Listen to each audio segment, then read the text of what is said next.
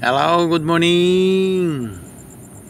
Good morning sa ating lahat mga kaibigan. Oras na naman ng ating pagpapaalaala sa ating mga kasamahan dito sa aming project site. At ito ay tayo po ay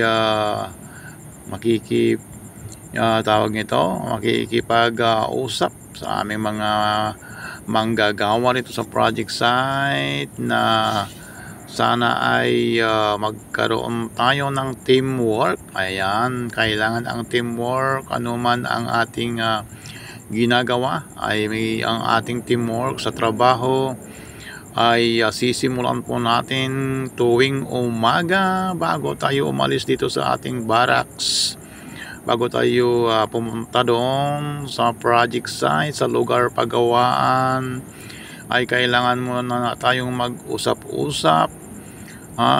Ito na nga ay kami na nga po ay nag-usap-usap sa aming mga kasamahan dito sa aming project site, yung mga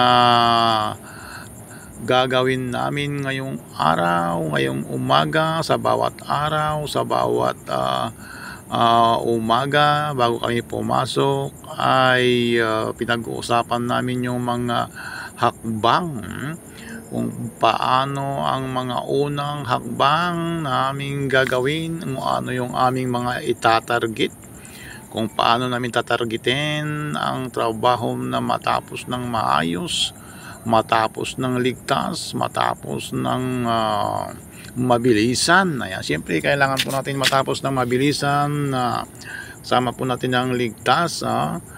Ay mayroon pa extra sa aking likuran, talaga naman may pasaway pa talaga. Ayan, hayaan na natin yan kung yan ang gusto niya, magpa-cute lang sa likod ko yan. At ito ang intindihan natin sa ating harapan mga guys.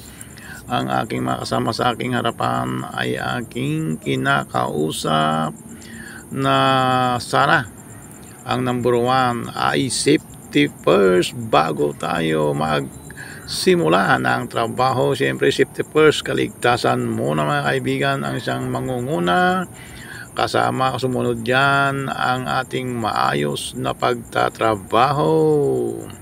Have a nice day mga guys. Thank you for watching. God bless you all and God bless us all.